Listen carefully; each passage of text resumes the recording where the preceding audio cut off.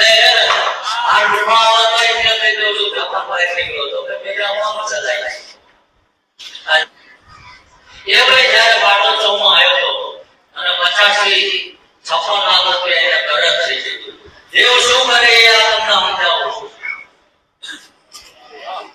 અને મારી પાસે પુરાવો કોઈ એવું કે દ્વારકા તો ઓલા સત્ય અઠવાડિયામાં એક ગઈ સેવામાં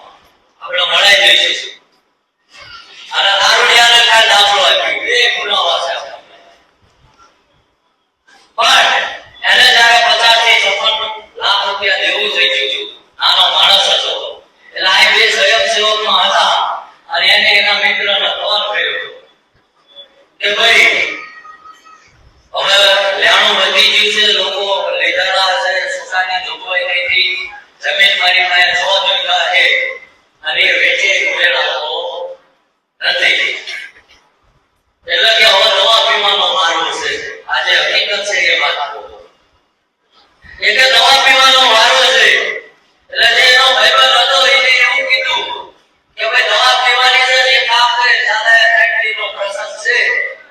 એ પ્રસંગ પછી જાય પછી દવા પી અમને તાલગી ને કામ કરે કે છેલ્લે સેવા કરે જો કીધું સેવા કરે પછી ઘરે જઈને જે કરવું હોય એ કરજે. હવે કારણ કે મારી જેવો મોળો માણસ આવે 56 લાખ રૂપિયા નાખી લે એ એવું જ કે ભાઈ જે હું છે એ કરજે તારા ભાઈ. એટલે આ જગ્યામાં એ 3 દિવસ સેવા કરવા આવ્યો ભાઈ. સેવા કરવા આવ્યો અને ઓટલા ઉપર તેની સેવા હતી. જ્યારે એને વધુ પૈસા લીધા હતા કોઈનો ઉલ્લેખ નથી કરતો અને કદાચ કોઈ પુરાવો માંગે તો પુરવાર કરી દેશે. એટલે એને કીધું કે ભાઈ આના આયા ડેરી ખોલી દીધું, ફોન ચાલુ કરી દીધું કે જેના હવે આપણે ફોટા નથી કરવાના આપવા છે તો આપણી પાસે શેર થાય અમને કેવું. એટલે ઓટલા ઉપર એને ફોન આવ્યો કે ભાઈ કેટલું કોઈ દઈદાર એને ફોન હતો ચા હતા ને જવાબ ના આપતા. એટલે એને એટલો જવાબ આપ્યો કે ભણા તો સુરાપુરા દાદાએ પ્રસંગ છે અને એ સેવામાં જ્યો છું, હાલ મારી પાસે પૈસા નથી. એટલે પેલા ભાઈએ કીધું જો તું ખરેખર દાદાએ હોય તો વિડિયો કોલ કરીને મને દાદાના દર્શન કરાય તો હું માનું છું. એટલે પેલા ભાઈએ વિડિયો કોલ કરાયો અને કીધું કે ભાઈ આ સેવામાં આવ્યો છું તો પછી કંઈક વિચારું છું. અને પેલા ભાઈએ દાદાના ખાલી દર્શન કર્યા ને આ હું એક ઘણા હતા આ ઓટલા ઉપર એનું હૃદય પરિવર્તન થયું અને એને એવું કીધું શાંતિથી તમને સેવા કરે પૈસાની ચિંતા ના કરી ટુકડે ટુકડે આવશે. એટલે ધર્મપુત્રી એટલે બીજું જે આપણા બંધાણી છે પૂછો કાલ કોકને હું જેવો નોકરીથી જ આવ્યો હતો અને ભાઈ ગામમાં જઈને બદલી મારી આવ્યા અને મારી આવી ટોટલા ઉપર સડા જોઈને નીકળી ચલાઈ ત્યાં જગ્યાનો પુરાવો. એટલે હજી જીત ના બંધ કરો પ્રેમથી રવાના થઈ જઈએ. અમને કે અમે જમા પચવી કે તમારા રજાથી તમારા પરિવારને શાંતિ રહે. અને એ કે હું તો બેનો બોધ આપું છું કે સુખી ઘરે જન્મા એને કે દુખી ઘરે જન્મા એને કે તમારા પર રોના હોય છે ને તારે ઇજ્જત આપણું વાળા ઘરે ઘુમાયા તમને અવતાર આપ્યો છે અને અહીંયા જન્મી જો નબળા કામ કરશો તો અવતાર માટે ચા પડ્યા છે એ નહીં. અમને કે ભગવાને જે સંપત્તિ જે વૈભવ આપ્યું એ ખોટા મર્યાદામાં વાપરો તો પોતાના આત્મામાં એકવાર નિરીક્ષણ કરજો કે હું કોણ છું, કોના ઘરે જન્મ્યો છું, મારો બાપ કોણ છે, તો ક્યારે નબળું કરવાની ભાવના નહીં આવે. આ છતાંય હૃદય કરો તો એ લોહીના ગુણ સમજી લેવા કે પરમાત્માએ આપણું પતન કરવા મોકલ્યા છે નગર આ ઘરે આપણે અમને ભૂખ લાગી છે તો તમે બોલતા નથી. એટલે નશાના માર્ગે જશો તમારા પરિવારની શાંતિ રહેશે. તમારો પૈસો લેવો એ ખોટા રક્ષણમાં વપરાય છે અને આ તો દેવો દાનવો વખતથી આવ્યો હોય છે. દાનવોએ તાકાત તો દેવો જેટલી હતી ને મારા બેટા માથે તો ના ના દેતા પણ આ મંદિરાએ એમનું પતન કર્યું.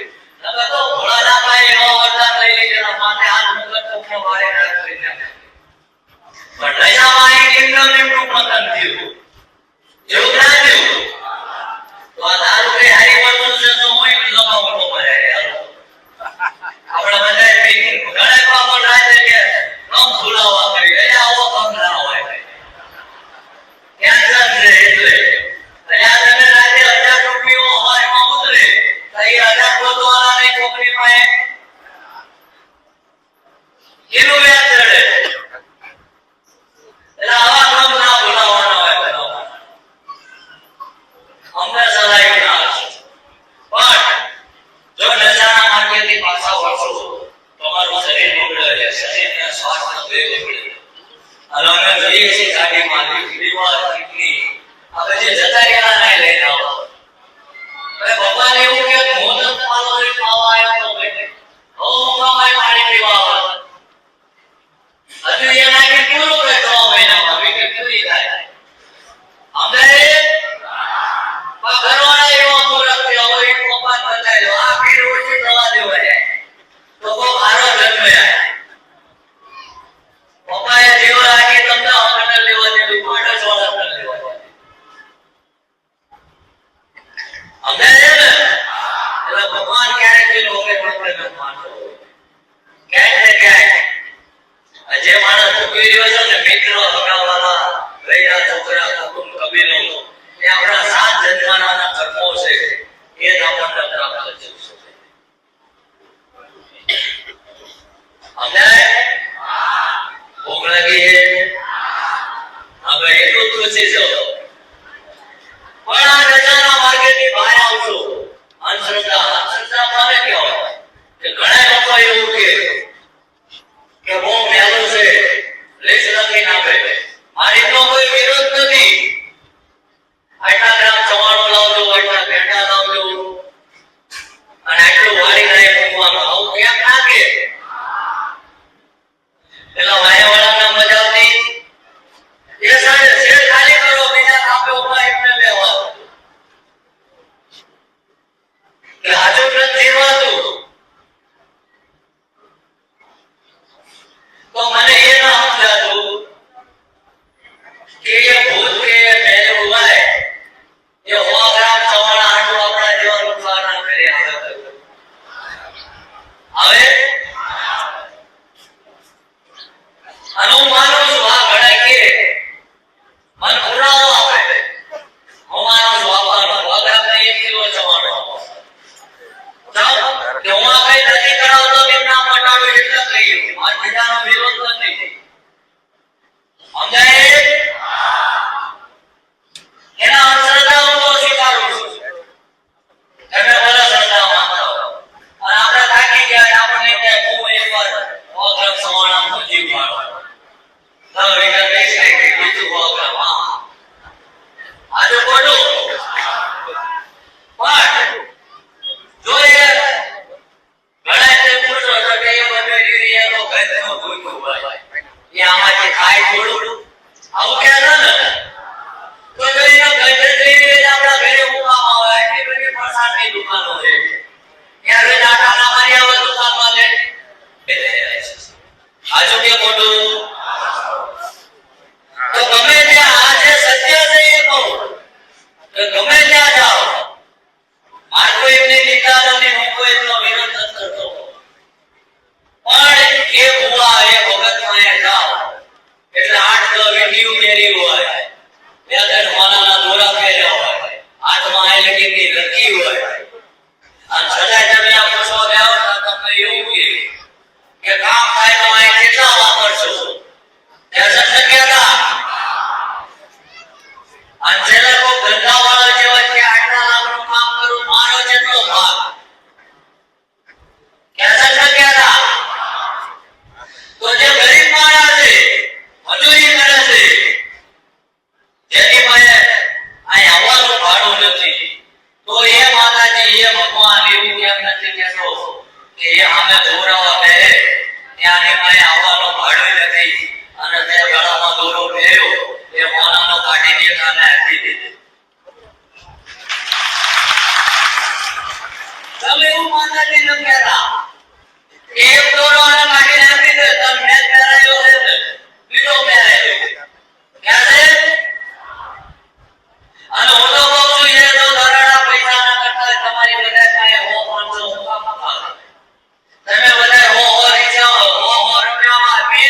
રિક્ષા લટકાઈને આવો છો ત્યાં બધા ફોર્ચ્યુનરો લઈને તમારા પૈસા કરો હું તો કહું છું આ કરો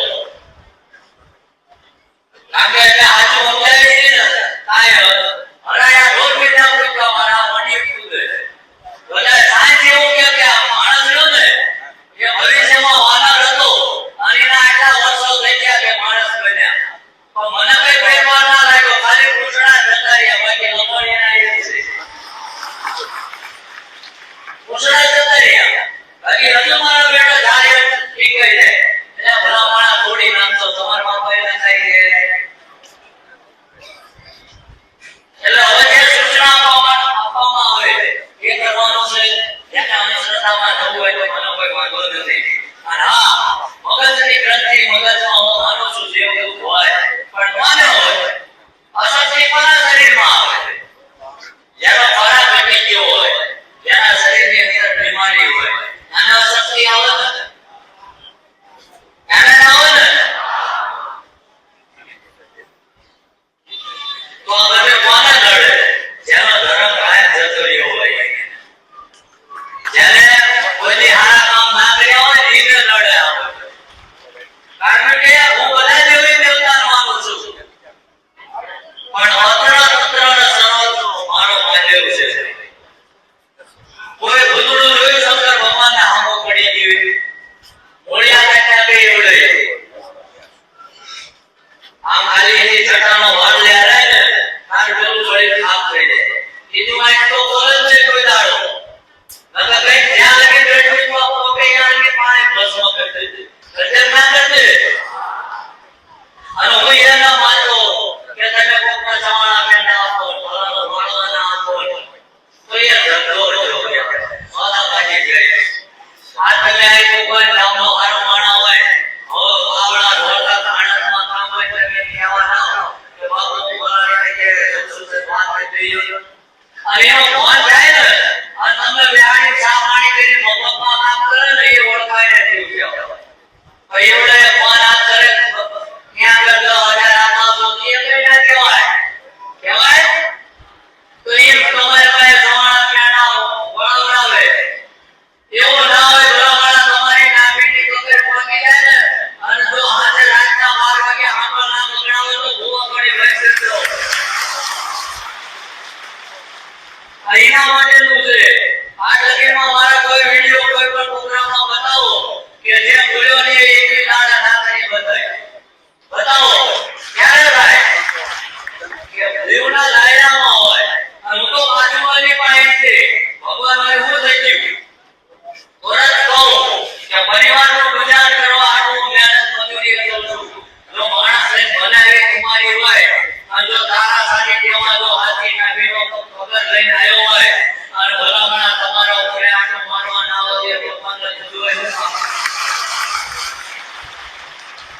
છે આ તો મગજમાં એક ગંદકી પડી છે ક્યાં જોડાવી અરે મારા હાથ ના કે આવડા બધા ના મારા બાપુ પગે ના લાગો તમારું ધ્યાન ના હોય તો એક એક પાછું જાય એટલે ભાઈ ત્યાં તેમ ગરોડિયા થઈ ગઈ તો હાથમાં ભાગી દેશે મારો અને 6 મહિના વ્યાખ્યા થઈ ગઈ મને પગે લાગે શું થાય ભગવાન જો આ તમે માનો છો તમારી ભાવના છે ત્યાં જોઈએ કે આમ હૃદય હાથ મૂકી દો એ તમારા પ્રણામ સ્વીકારો છો પગે લાગતા પહેલા જો સવાલ વિચારજો કે વ્યક્તિ પગે લાગવાને લાયક છે ઓ લાગજો બધા લાગતા હોય આપણે લાગવું જરૂરી નથી આપણો મન એક્સેસ કરવું જોઈએ કે આ માણસમાં એવા ગુણ છે અને એના પગચારવાની જરૂર નથી કે આ રોટલો ને એટલે મારો ઠાકર રાજી છે હું પગે લાગવાનો નથી તો મિત્રો આ હતું શ્રી દાનબા બાપુશ્રીનું પ્રવચન આશા છે તમે પ્રવચન સાંભળ્યું ને તમને સારું લાગ્યું હશે અને પ્રવચનમાંથી થોડું ઘણું જ્ઞાન તમારા જીવનમાં તમે ઉતારશો મિત્રો તેવું આશા રાખું છું સારું મિત્રો ચેનલ ઉપર ન હોય તો ચેનલને સબસ્ક્રાઇબ કરી દેવા વિનંતી વિડીયો સારો લાગે તો લાઇક ને શેર કરવાનું ભૂલતા નહીં અને કોમેન્ટ બોક્સમાં જય સુરાપુરા દાદા લખજો મિત્રો સારું મિત્રો મળીશું પાછા આવે એક નવા સારા વિડીયોમાં ત્યાં લગી તમે મને રજા આપો અને બોલો સુરાપુરા દાદાની જય